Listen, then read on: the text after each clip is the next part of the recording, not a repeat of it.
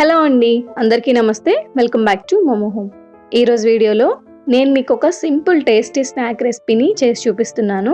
మన ఇంట్లో చిన్నపిల్లలు బయట స్నాక్ తినడానికి తీసుకెళ్ళమని అడిగినప్పుడు దీన్ని ఇంట్లో చేసి పెట్టండి, నెక్స్ట్ టైం కూడా మిమ్మల్ని ఇంట్లో చేయమని అడుగుతారు.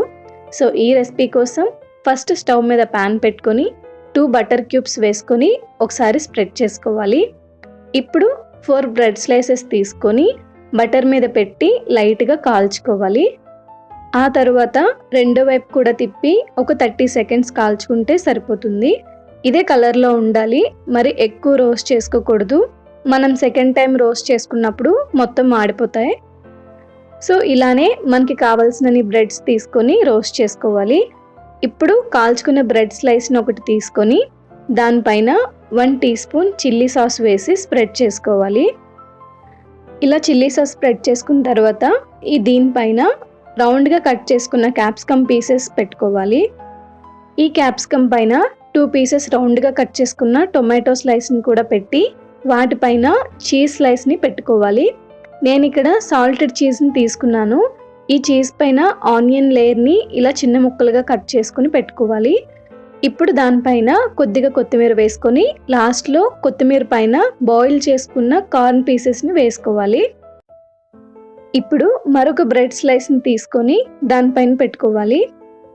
ఇలానే మిగిలిన అన్నింటికి స్టఫ్ పెట్టుకొని రెడీ చేసి పెట్టుకోవాలి.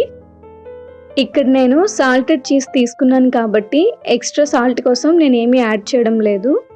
ఇప్పుడు బ్రెడ్ని కాల్చుకున్న అదే ప్యాన్లో 1 టీ స్పూన్ బటర్ వేసి మొత్తం స్ప్రెడ్ చేసుకోవాలి.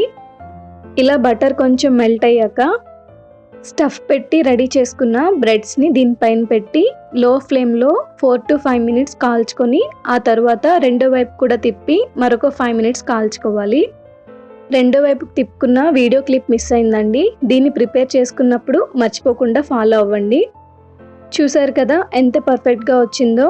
దీనికోసం ఓవెన్ కానీ చిల్లీ ఫ్లేక్స్ కానీ మైనీస్ కానీ ఏమీ అవసరం లేదు. అన్నీ మన ఇంట్లో ఉన్న వాటితోనే అయిపోతుంది. తక్కువ ఐటమ్స్తో అన్నీ మన ఇంట్లో అవైలబుల్గా ఉన్న వాటితోనే చాలా ఈజీగా అండ్ టేస్టీగా చేసుకోవచ్చు అనమాట.